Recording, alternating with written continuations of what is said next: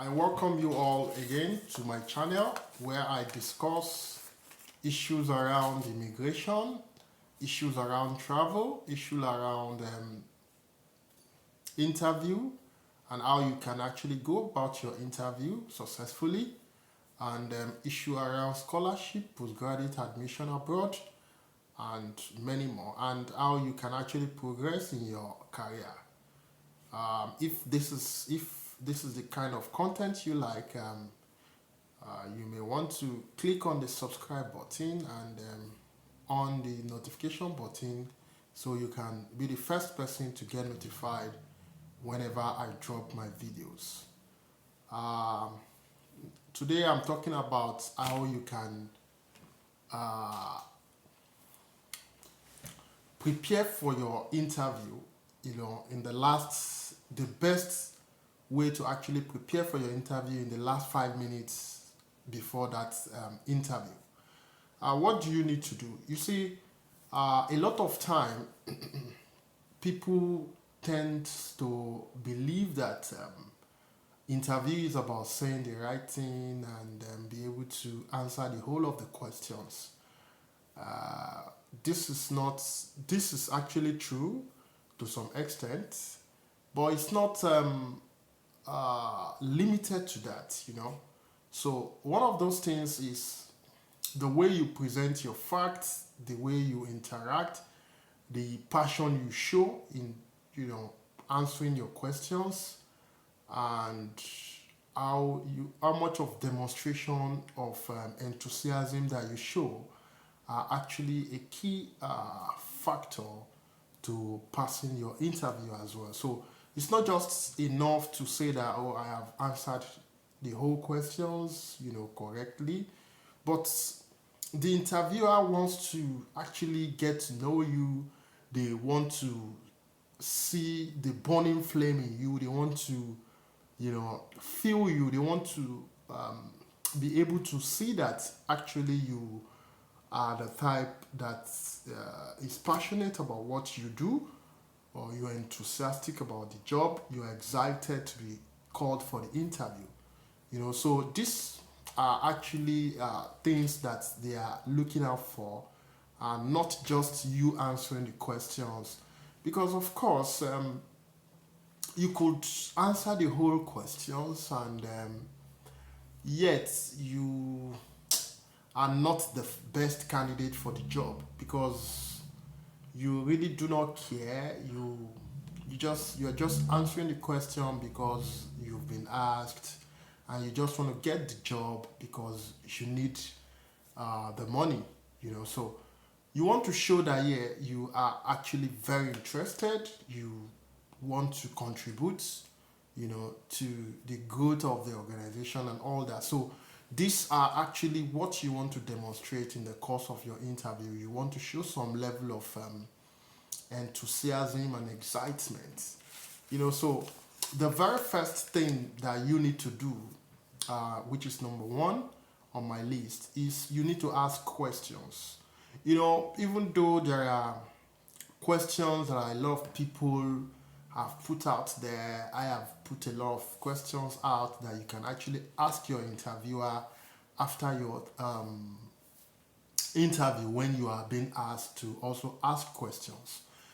One of the things you need to know is that you want to ask the question genuinely, because you want to know, because you want to get a response that would actually determine if you would make up your mind to work with the organization. So you want that question to be that because you want to know, and that's why you're asking the questions. So the questions has to be the one that you know want to make the interviewer to shed more light about the work, about the organization, about the role, and every other thing that relates to the organization that will make you to be convinced enough to want to work for that organization. So that question wants to be the type that actually that shows someone who is actually interested in working with the organization and need more clarification.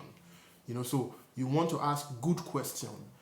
This will go a long way to make the interviewer see you as somebody who is intelligent and somebody who is picturing himself or herself in that job and is interested in getting more clarification that will make him to take decision. So this is very important. Your question, the kind of question, the quality of questions that you ask would go a long way to tell how much of success you record in your interview. The second one is be flexible. You want to be able to say things that will make you seem as somebody who is going to be adaptive. In answering your question, you want to be different from other candidates. Mind you, there are a lot of maybe 5, 10 people that will be interviewed for that same job you're trying to get. So when they ask you question, just like in the case of the salary expectation, I have mentioned that you need not to be very specific. You want to put some range that is based on market value. You have actually done your research about the role and what the salary expectation for that role is. So you want to put a range, a wide range that will make you seem as flexible enough and all that. So the way you answer your questions, so you don't want to just take just one stand. You want to be flexible enough, and this is one of those things you need to actually prepare for in the last 5 minutes before your interview.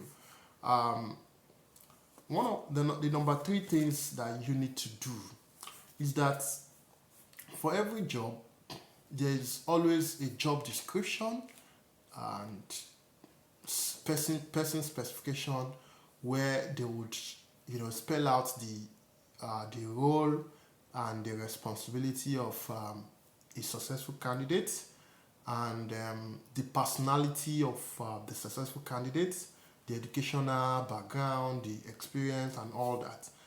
So one of those things you want to do is to use the language. This is number 3.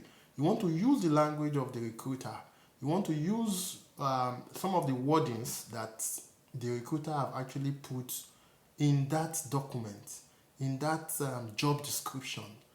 So when you do this, it makes the interviewer see you as somebody who is part of them. And another thing you want to do is in the course of the interview, you are attentive enough to pick some of the wordings that the interviewer is using, and in asking questions and in the course of the discussion. So you also want to use those wordings. So it makes them to see you as part of them already. It makes them to see you as somebody who should actually be part of their team. So you want to use their words. It makes them to feel that you are best fit for the job. This is actually important. You look at the job description. I've helped nothing less than 20 people to apply for healthcare support worker for the UK, and this is exactly what I tell them. That's one of those things, and this is applicable to nurses, to doctors, to people who want to get into NHS, or the healthcare sector, even the IT guys or anybody. So there's always a job description and person specification. So one of those things you want to do is to peruse, is to read the job description, read the person specification, check out some wordings that are being used by the recruiter, by the NHS or by the organization. Check those wordings, insert them in your what's it called again now? In your supporting document or supporting information. So even in the interview, you try and reflect on those words and use them.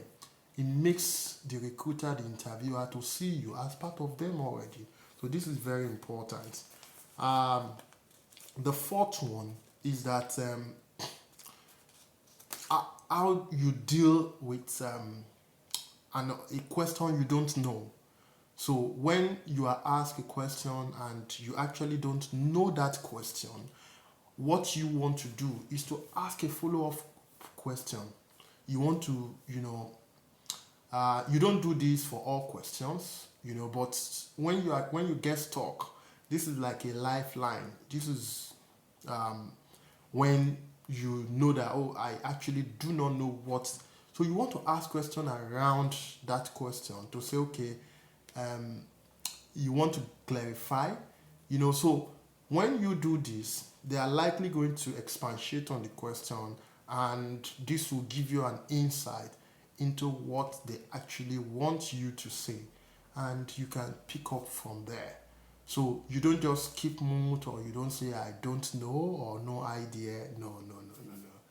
You want to say something, or you want to ask a follow-up question to ask for clarification.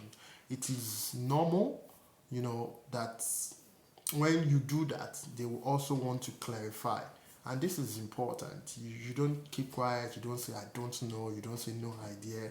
No, that's not what you do in an interview. And last but not least, you want to tell them, the recruiter, the interviewer, that you need the job, that you want the job. You may not be too specific about this, but you want to show some level of enthusiasm that, oh, after the interview, I see myself, doing this job. I see myself in this role. I definitely know that this is what I want to do. This job role or specification or the job description perfectly fits me, and I feel I'll be very glad and fulfilled to get into this job. So you want to say things like that. You want to show that you are enthusiastic, you are passionate, you want that job. So you need to say that. Every other person that must have come for the interview would not say that, and so that will make you distinct, and it will show that you are really passionate. And like I mentioned in the beginning of this content, that how you say it matters.